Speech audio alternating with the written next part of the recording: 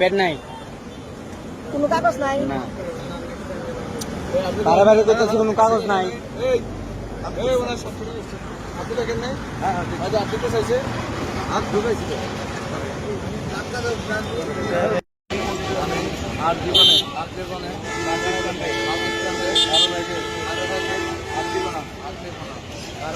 কারো আশেপাশে আরো আপনার খারাপ ভুল করবো না। যদি আমাকে পাওয়া যায় পরবর্তীতে পাওয়া যায় যে কোনো আইনগত ব্যবস্থা নিতে পারবে